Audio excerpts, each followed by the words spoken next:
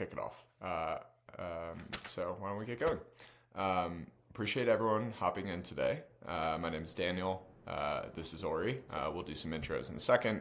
And we're super excited to host this webinar talking about valuations, sale process, anything related to kind of thinking through next steps in your business. I encourage everyone to ask questions throughout. If they're kind of related to what we're talking about, we'll bring them up, we'll engage with them during the presentation. And if not, we'll have 15 minutes at the end specifically for Q&A where we can kind of run through the list of anything that doesn't get answered. The goal is to make this interactive, have a conversation, and hopefully start to create that community of folks who are, kind of thinking about what potentially might be next for their business.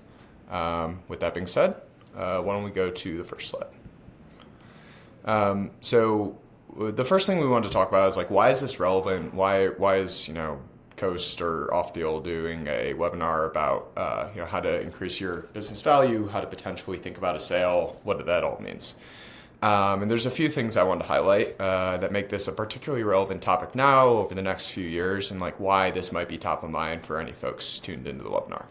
The first is something you probably read in the news, gets a lot of press, called the Gray Tsunami, where 60 to 70% of all small businesses in the U.S. are projected to exit sometime in the next 10 or 15 years. And a lot of this is people coming to kind of retirement age, even past that, thinking about, what is next steps for my business, thinking about succession plan, maybe something's not in place.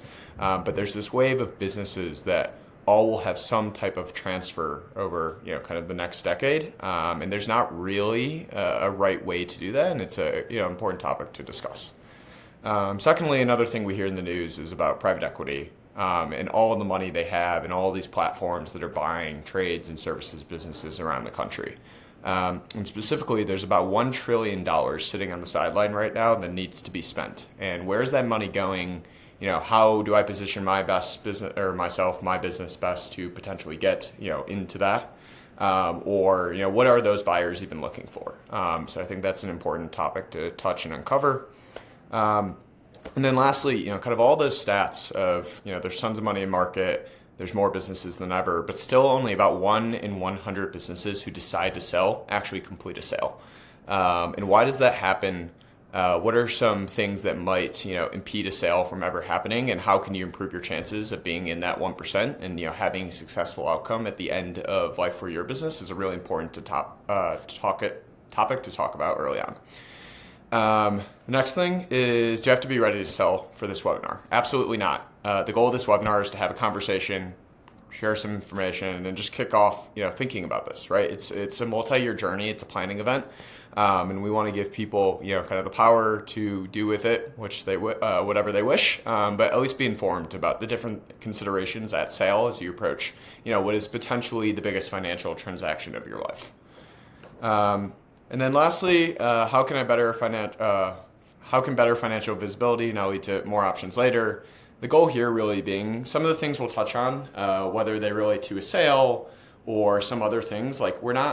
This isn't just about selling your business. It's how can you have better visibility and operations into what you're doing now, why that might be impactful today, whether you're taking out a loan or you are yourself are trying to acquire a business. There's certain tactile steps you can do today that might position you better, and we want to touch on those too. So that's kind of the high-level overview of why we're doing this, what we hope to cover. We might do kind of longer form series and individual topics, so we recommend, kind of submitting those if there's other things we don't touch on that you want to hear about. And we'll try and keep it relatively general, nothing too industry specific, so that it's relevant to all kind of people and buyers. So we'll go from here. Maybe to kick it off, so you know who's talking and it's not just random people spouting at you. I'll let both of us introduce ourselves, maybe kicking it over to Ori. You want to jump in here? Hi, everyone. Nice to meet you. My name is Ori Eldrov. I'm the CEO and founder of OffDeal. We are an investment bank for small businesses. We got started last year and have been growing really fast, and we're excited to be partnering with Coast to discuss selling the business in today's environment. And prior to starting this business, I've spent almost 8 years on Wall Street in Fortune 500 type M&A transactions. I've advised on over $25 billion of deals, and I know Daniel has a very similar background to me before he joined Coast. So we're very excited to share all the insights with you guys today on today's discussion, and dive right in soon. Sounds good. Thank you for that. My quick background: Daniel Islander. I'm the chief of staff at Coast. I help across the business in a variety of things. My background before this was similar to Ori, about 6 years across banking and investing, all on Wall Street, specifically in kind of some technology and services sector. So related to here. I'm very excited to speak about the topic. We'll do a short, kind of who is Coast, who is OffDeal, just so everyone has a basic background there, and then we'll get to the actual meat of the conversation. So Coast is kind of a single unified expense management platform. We started with a fleet card, and we're very much expanding into kind of one pane of glass to see all of the money going out of your business, from corporate card to fuel expenses to invoices and payables and capital products in the future. We want to grow with you and your business, and kind of help you control your business in the best and most efficient way possible. Ori, over to you. I'll provide a slightly longer introduction on OffDeal, just because some of the people in the audience might not be familiar with what an investment bank is.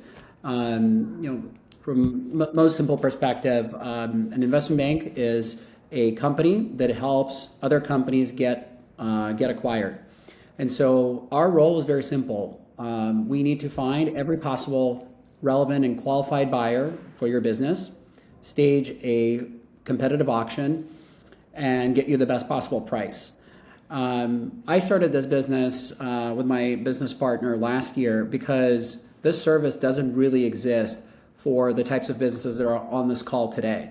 When Daniel and I worked in investment banking, we worked on multi-billion-dollar transactions, and our fees were in the many, many millions of dollars.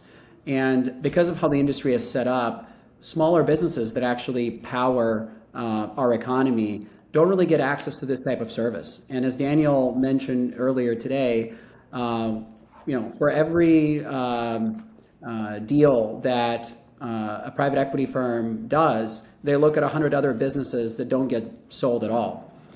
And so there's a huge gap in the market, and we wanted to solve that. So we built proprietary technology that allows us to scan the entire market for every potential buyer. And so what happens when you work with OffDeal is you're partnered with an expert investment banker, just like me or Daniel, who used to work on Wall Street. And then we use our technology to identify every potential buyer for your business and walk you through the entire process. And you can see some numbers on the page. We usually find about 1,000 buyers for a given business. We facilitate a few dozen meetings, and which usually results in 5 to 10 offers. And then you would go with the buyer that you like the best and that is offering the top dollar for your business. I know I've covered a lot of ground on the slide, and I'm sure we'll get into some of these things later on, but that is just the kind of high-level context on the company. And since the beginning of this year, we've already done about 30 deals, and across many industries. Most of them are in trades, so we have a lot of war stories from the front lines to share with you today. Amazing. And a small plug for Ori and the team, I'll say, like, the level of service that they can provide versus a lot of folks who are kind of claiming as business brokers or banks in the lower middle market. The level and detail and kind of what their technology has built is just a magnitude different. So it's really impressive stuff. Now going on to the meat of the topics. So this will be a very vague kind of high level discussion to start, but generally, everyone wants to know, like, what actually makes a business sellable? What are buyers looking for? Maybe starting it off there, Ori, as you see the market today, and you see hundreds of businesses. What actually is the difference between a business that can sell and that can't? I mean, we can have an entire conversation for 4 hours just on this topic, and Let's do it. There's a lot of debate, on that very question. But maybe to level set, because how an everyday American thinks about what a business is versus what an investor thinks of a business is quite different. So in the United States today, there are 33 million small businesses. That's according to the U.S. government census data. 18 million of these businesses are sole proprietorships. Now, to the entrepreneurs that are working for themselves and that, or say are a web designer, or maybe they have a truck and they operate, as a residential landscaper, to them that very much is a business. They are an entrepreneur. They're self-employed. But from the perspective of a potential investor, they view it more as a job, right? So while to you this is your entire life and day to day, you have some loyal customers that you've earned over many, many years. When we talk about businesses from a perspective of M&A, we generally talk about companies that employ generally at least a dozen people or more. And there are some revenue thresholds and profitability thresholds that we can talk about in a second. But a way to think about it, to ask yourself, am I operating a business as defined by investors, is what happens if I stepped away for a couple of months and I went on a sabbatical? Would the business implode or would the business continue operating?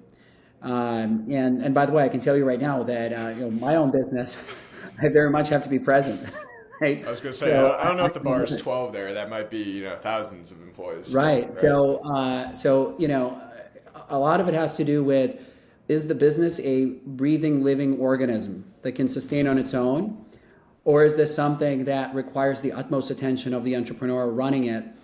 And there are some simple heuristics for it before we even get into the numbers. For example, how many hours a week do you work? Right? I talk to entrepreneurs every single day across the country. And a lot of times with pride, I hear from people, I've been doing this for 20 years and I work 70-hour work weeks because I love it. And I believe it. I really do. And I see the passion in the people's eyes. But when a potential investor hears that an entrepreneur is working 70 hours a week, they're thinking, oh my gosh, I might have to work 70 hours a week if I buy this business. Or more realistically, they're thinking, I probably need to hire 2 or 3 or 4 people to replace one owner because that owner is so experienced. They have so much context on the business, right? And so what does that mean from a practical perspective? They start subtracting the increased salary from the profit of the business. So they're saying, gee, Daniel is such a talented entrepreneur. He's working so hard. He knows the business inside and out. To replace one Daniel, I need to hire 4 general managers, or I need to hire someone for sales and someone for accounting and someone for finance. And to pay those people is going to cost me an extra $300,000 a year. So the first question is, are we actually running a business, or is this more of a job? Then there is actual size considerations.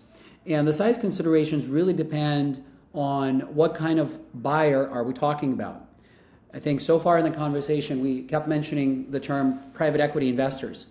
I think there's a lot of confusion about what a private equity investor is and how to think about them. Perhaps the media in the past few decades have been painting them as these Wall Street titans that gut Main Street for parts and strip away, the soul of the business. I would say that generally speaking, that is not a correct characterization of private equity firms. A private equity firm is simply an organization that collected money from a pool of investors to acquire wonderful businesses across many industries with the hopes of growing those companies and selling them at a higher price 5 to 10 years from the point of acquisition. When a private equity firm considers acquiring a business, there's really 2 different strategies they can pursue. If the business is relatively big, that means it generates $5 to $10 million in profit or more, they might consider making what's called a platform acquisition. A platform acquisition means that a private equity firm is maybe excited about industrial waste collection, and they don't own a business in that space yet. And when they come across a business that generates $5 to $10 million in profit, they might consider making that investment into the company and make it their core platform. And then over the coming years, they would look to acquire smaller companies that maybe make $1 million or $2 million in profit, sometimes as small as $500,000 in profit, and bolt them on to the platform. So think of it as a hub and spoke model in some sense, right? You have your core asset that is a relatively large business, and usually that type of company is bought first to enter into the market, right? And then you start acquiring smaller companies to add to that broader platform. And so when we talk about how big do I have to be to sell, it really depends. Are you trying to be an add-on acquisition, in which case you can be as small as $500,000 in profit, right? Or do you want to be a platform? And it has different considerations. Platforms require you most likely to stay on for a number of years after the acquisition. You will get meaningful equity in the business. You're going to be paid a lot of money, but you're going to be expected to stay on for 5 to 10 years to work really hard to grow the company. On the other side, if you're an add-on, yeah, go ahead. I was going to say that I think this is a really important point as people think about to sell, and it doesn't get talked about enough of what are some different considerations as an owner, as like a business, as a product, right? Like what makes you an attractive add-on and what make outside of size an attractive, platform, and how might you position yourself or think about, oh, how do I, kind of move in the direction that makes me attractive for one of those categories? Yeah, maybe I'll give 2 examples of recent deals that we've done because they will paint the story. So, out of the many deals that we've done this year, 2 are particularly interesting because they're such opposite sides of the spectrum. So one business is a paving contractor. So they think a company that fixes parking lots and stripes, puts striping on asphalt and things like that, road maintenance. That business was generating about $7.5 million in profit. So when we went to market with that business, our software has identified several hundred potential buyers for that business, and we facilitated several dozen potential meetings and ultimately received 22 offers on that company. 22. That's crazy demand. Why was the buyer pool so wide?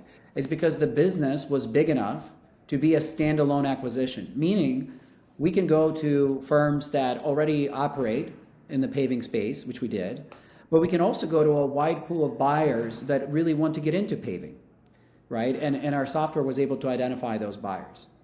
Now let's take another company as an example. We're selling right now a plumbing business. That plumbing business was generating about $500,000 in profit. It's a wonderful business. It's in a great city, amazing entrepreneur, wears the heart on his sleeve, 30 years in operation, hundreds and hundreds of 5-star Google reviews. Amazing, right? Well, there was only a dozen or so potential private equity buyers for that business. Why? Because of the size. We had to go to those buyers that already operate in the plumbing industry, and not just operate in the plumbing industry, but operate in that state, because that business was not big enough as a standalone operation. So the buyer pool is meaningfully reduced.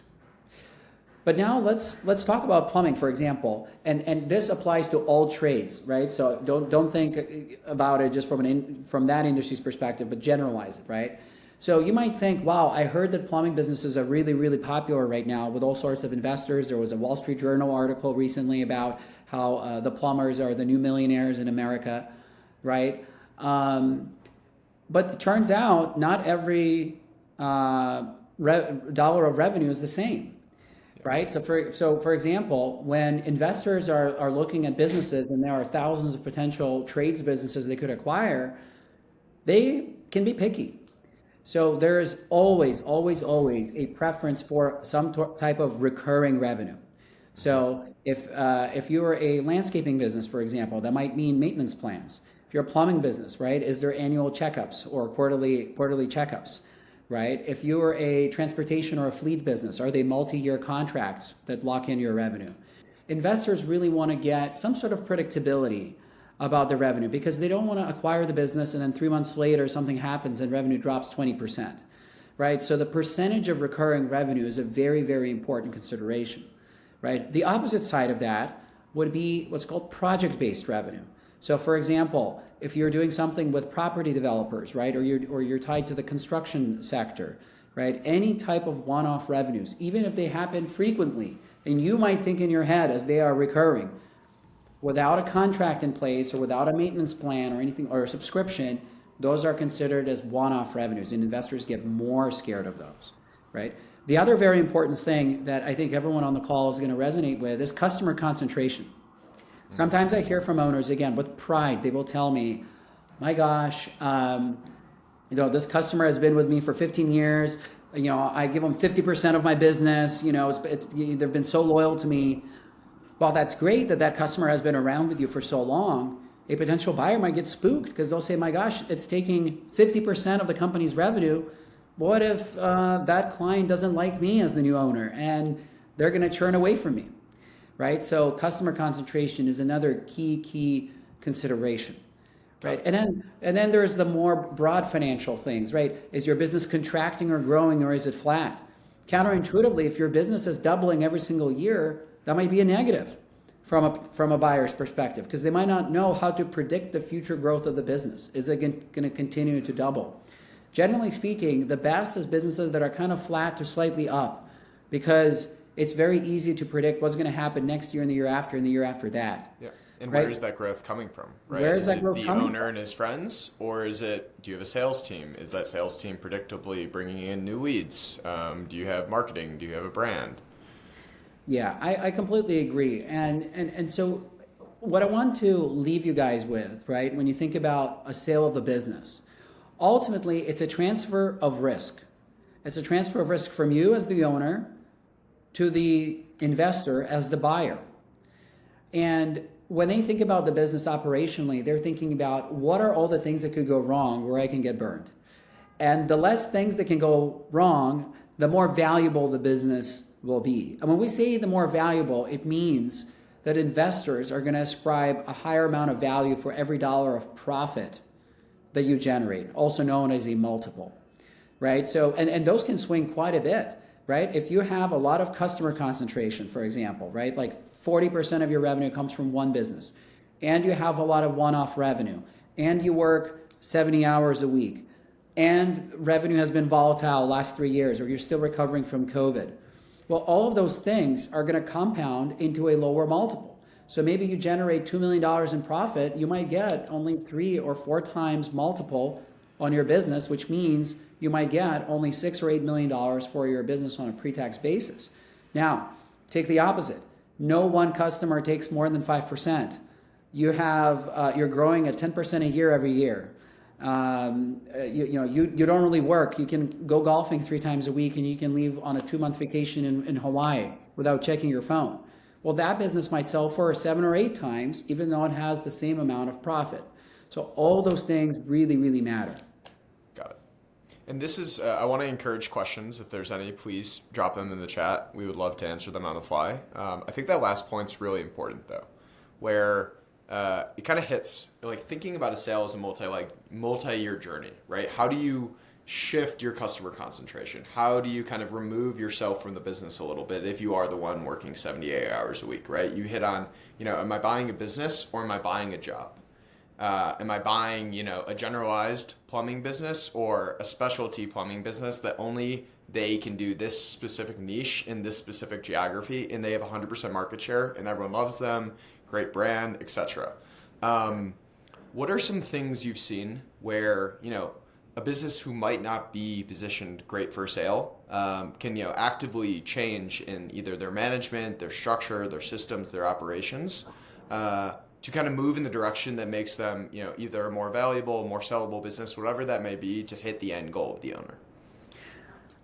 Again, this is another topic that we can have a whole week-long seminar, but probably the easiest heuristic to think about here is, how can I automate myself out of the job? Like, how can I, as the CEO of the business, work 0 hours a week, which is while the business is still continuing to perform and grow without me?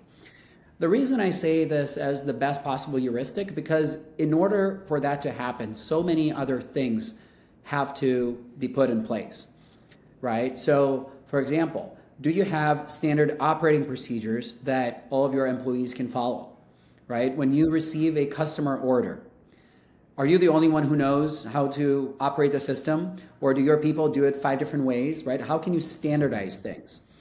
How can you get your numbers in order so you're not the only one who knows what's actually going on in your books, right? And by the way, this is probably where Coast can be quite helpful, right? Can you get visibility into your finances, right?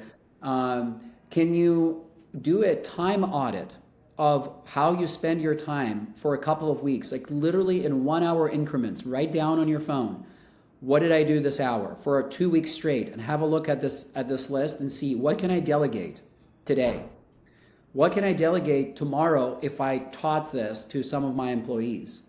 What could I delegate if I hired a person that is otherwise missing from the team, right? So all of those things add up to a more sustainable business. Now, on the sellability front, specifically talking about customer concentration. To fix your customer concentration, you first need to know what your customer concentration is. So again, putting systems in place to make sure that you track how much revenue is coming from every single customer. Conversely, you also want to know how much revenue is coming from every single service line. For example, what is the revenue mix between commercial and residential clients? What is the revenue mix between recurring maintenance work and one-off project work, right? Those things are important to know because they're a starting point. Because if you know where you need to be and you know where you are now, you can start making decisions, right? So for example, maybe you will find out that you are overly exposed to one-off type project work, and so far it's been a great resource of revenue and profit for you because those were high margin services. In your head, you might think, oh, I want to do more of those because they're so profitable. Well, the reality is that it might cost you a lot more than the gain, because it might mean that you get half the multiple you otherwise would. So what you do is you create a plan. You say, okay, if I want to be 80% recurring revenue instead of 20% recurring revenue, I need to tell my marketing team and my sales team to prioritize recurring revenue contracts, right? If you're a plumber, for example, that might mean to run campaigns for more maintenance plans, right? To upskill your sales team, how to upsell your customer base such that after every visit, you can convert them into a recurring subscription, right? And you track how that's performing month over month, quarter over quarter. And it will pay multiples for your business. For example, taking landscaping just as a random industry. I was going to say, we got to give love to some other industries that aren't just plumbers today, right? Right. If you look at landscaping, for example, if you do a lot of design and build work, that might be 3 times multiple. But if you're doing a lot of lawn maintenance and irrigation, that might be 6 to 8 times multiple. So think about it. If you shift your revenue mix just 20% more towards maintenance type work, that will have an effect of whatever that profit is times 8 times on the business, on the value of your business. This is why thinking about selling your company should happen several years in advance, right? The hard part now is to know what are those benchmarks, and maybe that's a nice segue into the value of an advisor, right? The advisor is not just there to sell your business. The advisor is there to tell you where you need to be to maximize the value of your business. They're the market, right? Like they are the ear of the market.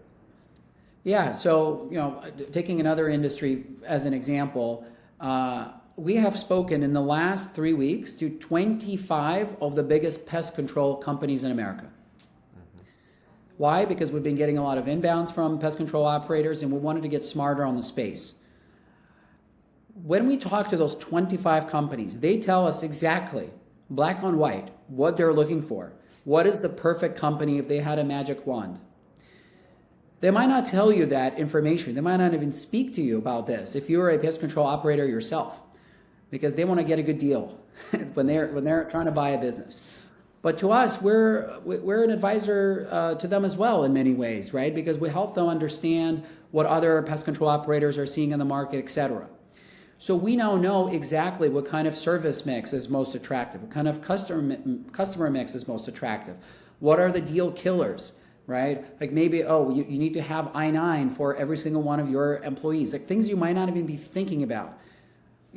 Speaking to the market on the other side gives you all this proprietary intelligence that then can be used as guideposts of where you need to be, at the point of sale. And it might be that you're not ready for the next 3 to 5 years because those changes actually take quite a long time to correct. But that's okay. You want to know these things today, not tomorrow.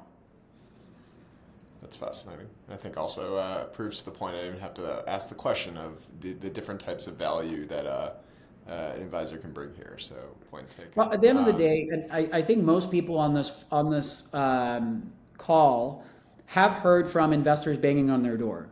If they haven't, I would be very surprised, right? The average business owner that we talk to hears from so-called investors banging on their door once or twice a day, sometimes more. I'm talking about cold calls. I'm talking about cold emails. Et cetera, et cetera. Like we mentioned earlier on, an average private equity firm will look at about 100 to 120 companies before they buy one. Why is the number so low? Well, it's because from the outside in, they don't know if your business matches their criteria. We just talked about that, maybe they want 80% recurring revenue and maximum 25% customer concentration. Well, they can't glean that information by looking at your website. So instead, they just reach out to every single company under the sun, make them sign a bunch of documents, spend weeks and weeks with them on back and forth, show a lot of excitement to incentivize the entrepreneur to share confidential information with them, only to walk away at the 11th hour right before it's time to kiss the bride. They say, oh, well, we didn't like the numbers in 2022, or there's a weird thing in your financials in 2023, or your customer concentration is 4% too high for our liking, who knows? And they walk away to the next opportunity. What the benefit of an advisor is that we are working for you, right? And so we know what your numbers are. We don't have to tell them to anyone in the market. And then we can go to the 100 buyers that are interested in your type of profile. And so you sort of flip the script. Instead of you being one of the 100 companies that the private equity firm looks for, that we're going to have 100 private equity firms looking at your business and creating an auction and a competition between them. And the value of an advisor, at least of a good one, is to only bring your business to the right buyers that are qualified, that understand the space, that have the money, and that are comfortable with the profile of your specific business. And it's really hard to do in the small business arena because there are millions and millions of businesses, and there are tens of thousands of potential buyers. And that is why my business partner is not another banker, but a software engineer. And that's why we built a lot of technology to help us parse through all this data. But those are some of the reasons why you might want an advisor in your corner to help stage an auction for you, to make sure that these people are putting their best foot forward, because they know that if they don't, the deal is going to go to another person, to help you with valuation, to help you with structuring, et cetera, et cetera. Yeah, I think a lot of it hits on, kind of reducing information asymmetry between buyers and sellers, evening the playing field, and the risk point, right? And de-risking things and how you can do that for yourself to make a sale more likely, or just improve your valuation to get a loan or do all these different things. And there's a lot you can do on deal structuring here that we can hit on in the Q&A. I know we're running a little bit late, so I want to move on to the next slide to talk a bit more tactically about, kind of operationally, what are things that drive valuation. I know we hit on a lot of this already, but let's say you are on a multi-year timeline, right? You can improve mix, you can improve revenue mix, you can think about your end markets that you're selling to. But if I'm a kind of operator of a 15 employee business, I'm stuck in the weeds all day. What are like the small things I can do to become quote unquote more deal ready, or more kind of like add validity and reduce the risk without kind of materially changing anything about who I sell to or who I'm serving? So to level set, right, pretty much every trades business will be valued on the basis of the annual profit that the company generates.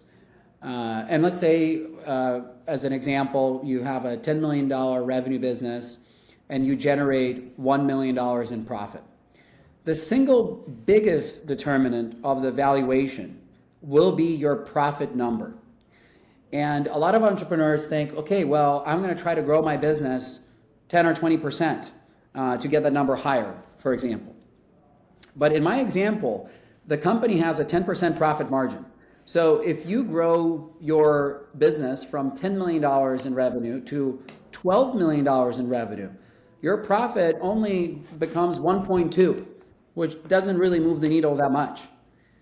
On the other side, if the industry average profit margin is 20% and you are at 10%, implementing operational changes to your business to get that profitability to the industry average will literally double the value of your business without growing your revenue by a single dollar. So the first thing I would look at is, where am I spending too much money, right? And again, having visibility into all of your expenses. Where is the low-hanging fruit? Am I optimizing my technicians enough, right? What's the windshield time, right? Do I have enough root density, et cetera, et cetera. So looking at where you are today is the first step, and then going after low-hanging fruit improvements that improve the profitability of your business. Why? Because it's a lot easier to improve the profitability of your business than growing your business. Now, of course, growing your business is also great, but wouldn't everyone love to do that? But the reality is that it is a lot of work, and you have to commit mentally that, hey, I'm willing to do things differently from what I've been doing for the last 3 to 5 years if I want to accelerate the rate of growth of my business. And it's a personal choice, right? It's a personal choice, because it will require to maybe put in an additional 10 hours a week. It might require to learn a new skill. It might require to fire some people and hire better ones, right? Every one of us who's on this call, an entrepreneur, probably knows that nothing stings more than letting someone go. But if your goal is to grow your business, those are the tough choices you might have to make. So the first thing is increasing the profit number. It is the single biggest predictor of the value of the business. The second thing is just having a very clear picture of where you are, so that when an investor comes in, they can actually evaluate the current state of play.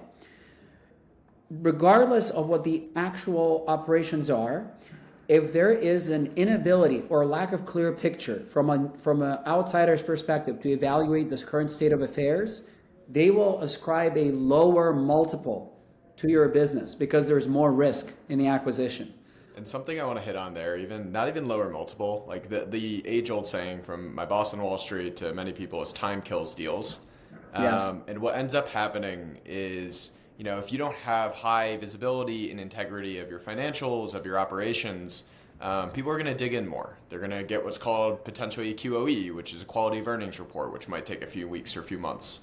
They're going to look at other businesses and maybe, kind of like benchmark them to yours.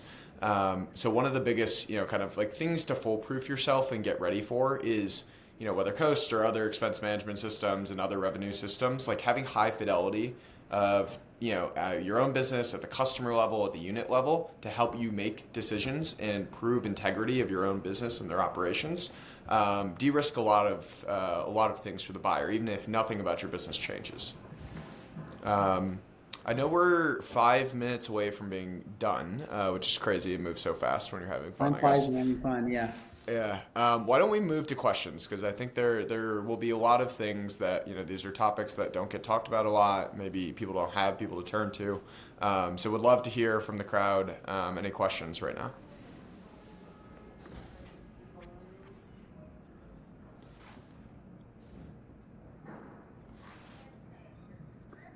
I feel like we answered that first one, Jesse, with expense management and other kind of like reconciliation type reports. Is there any? Can we move to the next one?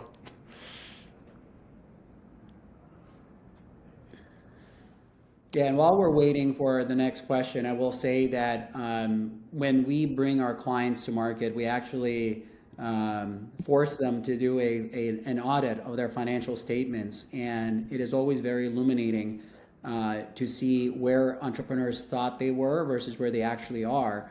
Half the time, the numbers come out much better than they thought because they were not doing the accounting the right way, or they were not accounting for certain revenues or whatever. And in other cases, we find that there were missing expenses, or the accounting was using cash basis versus accrual, and the profitability of the business is actually much less than they expected. And the reason I mention this is because you really want to be aware where you are in the journey, because the last thing you want is to spend a lot of time and effort and frankly, just emotional investment in going through a potential sale of your business only for the buyer to find out at the 11th hour that the profitability of the company is not what they thought it was. Ori, it looks like we got a new question in from Tim. It says, how do your recommendations apply to franchises specifically? And for those who don't know, these are businesses that license, kind of the brand and name of whatever service or trade they're in. Yeah, so franchises are tougher to sell than traditional businesses, and it's not because they're not good businesses, but it's because the franchisors have a bunch of rules about what they can and they cannot do. For example, there are certain franchisors that will literally prohibit a private equity firm from buying a franchisee. That means that the buyer pool is already by definition much lower. Other franchisors prohibit changing the branding because they want the franchisee to maintain its license. So that removes strategic buyers, right, from the consideration. So my advice for people who are running a franchise is to try to sell their business to another person who wants to become a franchisee in that network. And what we found is that a lot of time, franchisors actually are aware of people in various markets that have reached out to them asking about, hey, is anyone thinking of selling? And so that might be a very easy way to get exposure to potential buyers of your business without having to hire a financial advisor. Got it. The next one from another Daniel, not me, is what are general multiple ranges by EBITDA breakpoints, i.e., 0 to 1, 1 to 2, 2 to 5, and this also is probably a nice plug for if you scan this QR code, you'll get some opportunities to work with OffDeal, and then we'll also be sending out 10 kind of financial strategy benchmarking decks after this for randomly selected participants that OffDeal made for Coast clients. So we're really excited for folks to get to see that as well. Yes, that's a good reminder. Watch out in your emails. We've selected at random 10 people from the list and have prepared materials for them. The team has spent many hours creating those, so I hope people would enjoy them. To answer the question on the multiples, it is literally impossible to answer that question without knowing what industry you're in, what revenue mix you have, what customer mix, etc. But generally speaking, if you cornered me in an alleyway, put a gun to my head and said, hey, tell me the multiples for those ranges, and my life depended on it, I would give you a very gross oversimplification. So anything less than $1 million in profit typically will tap out at 4.5 to 5 times. And in sub $1 million range, the biggest question is not how much will it sell for, but will it sell? In the $1 to $2 million range, now we're starting to look at 4 to 6 times. Again, in certain industries, it might be much higher. For example, if you're in pest control and you have the right revenue mix, et cetera, you might be looking at 10 times multiple, right? So it really depends on the industry and the relative supply, demand, and balance. The pest control space happens to be not as big as landscaping, for example, but there's a ton of private equity interest, and because of the scarcity, those assets are trading at much higher multiples. Once you get into sort of 3 million plus profit range, that's where numbers really get interesting, and specifically the deal certainty starts to rise quite meaningfully, because at a $3 million range, there's already a bunch of private equity firms that would consider acquiring this business as a standalone platform investment. And if it's a $5 million profit business or higher, then I call those types of businesses hot cakes, because they would sell so easily, right? It's a slam dunk. And so that's where the multiples can get, into 7, 8, or 9 times range, depending on the industry, sometimes even higher again. Really depends on the specific characteristics of the business. But the key point here is that there are psychological thresholds that investors have.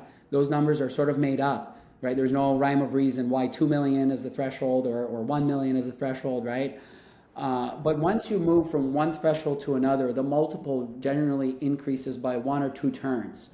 And so that means that if you're a $500,000 profit business, you might sell for 4 times. But then if you are a $5 million profit business, you might sell for 8 times. And so the difference in the valuation is 20. right? And so those are the reasons why I said earlier on when Daniel asked me, what is the lowest hanging fruit? What can I do? And I said, increase the profit of your business, whatever it takes, because you not only increase the profit base on which the multiple is applied, but you also increase the multiple itself. So you get sort of a double whammy increase in value. Wow. I mean, that's, as you know, it also kind of impacts timing, right? Like, how do you set yourself up to increase that range as you think about getting closer to your exit, right? And what are the different levers you have? So that's fascinating. I know we're almost, or if not already over time. We have a few QR codes here for those interested in hearing a lot more about our new corporate and expense management system. Please scan that, or working with OffDeal. We have time for one more question, so we'll take that. It's from Andrea. And it says, in general, out of all the businesses you hold introductory calls with, how many turn out to be truly sellable and therefore worth pursuing a mandate for? It's a great question, and I should have also mentioned perhaps earlier on that our unique model, where of using a lot of technology, allows us to operate on a success-only basis. So the typical model of M&A advisors in those sort of lower middle market and in the small business arena, they will usually charge anywhere between $50,000 to $250,000 up front. We operate with $0 up front. Why am I saying this? It's because our incentives are extremely aligned with that of our clients to make sure that we can deliver them the best possible results. And because of that, we are very careful with which clients we take on, because we want to make sure that we are actually able to deliver the best possible value for their business. So that requires two things. One is you need to have enough buyers out there that would be interested in the business. And the second thing is there needs to be valuation expectation alignment, right? If you think your business is worth $100 million, but the market thinks it's worth $20 million, even if there's a ton of buyers, that deal is not going to happen. So as part of that analysis, before we actually sign an engagement with our clients, we perform a complimentary no-names market check. So we use our software to identify every potential tier one buyer, and we will reach out to them, many of whom we've already spoken with many times and they're in our network. We will reach out to them and we will have 30-minute no names confidential conversations, and we're going to gauge interest from the market, as well as get their expectations on value, as well as hear from them what potential deal killers they anticipate. Then we bring that home to you and we share that analysis, and when we together make a decision on whether or not it makes sense to pursue a sale. And while it is a lot more work for us to do up front, all of our clients are extremely appreciative of this, because a lot of the times it opens their eyes about things that they might have not thought about. And a lot of times we say, hey, let's go pencils down right now and revisit this in 2 years' time. And we're happy to do that for anyone on the call. You have our QR code here, so we can have that conversation after the session is over. Awesome. Well, I think that's a nice wrap to it. I wanted to thank everyone for spending some time with us. We'd love to hear back from you too. If you like this type of content, we're happy to do deeper dives and kind of come back on. And we appreciate everyone for being customers and or potential customers one day as well. So have a great day.